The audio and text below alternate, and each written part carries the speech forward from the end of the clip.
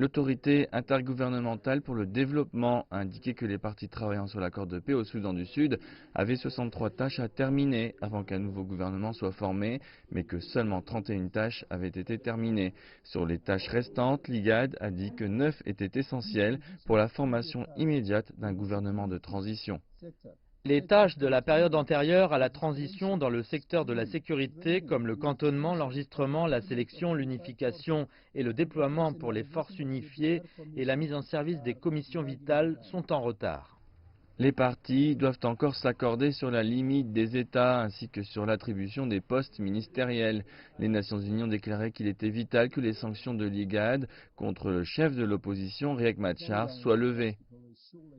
Cet obstacle actuel n'est certainement pas difficile à réparer avec certaines réflexions créatives.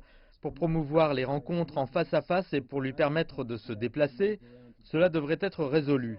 Il ne doit pas être difficile pour le gouvernement sud-soudanais de donner au docteur Riek Machar un passeport sud-soudanais dans l'esprit d'établir la confiance entre les partis.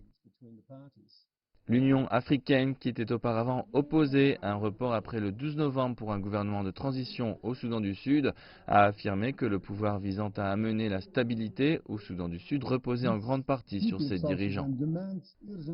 Ces personnes du Soudan du Sud demandent une paix urgente et non plus une guerre.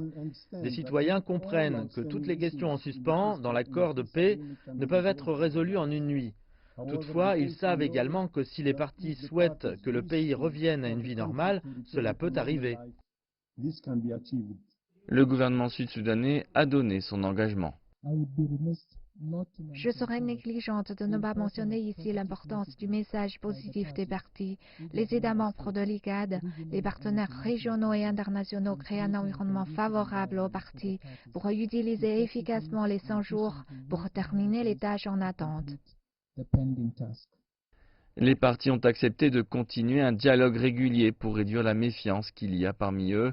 L'IGAD examinera les progrès réalisés par les partis après 50 jours.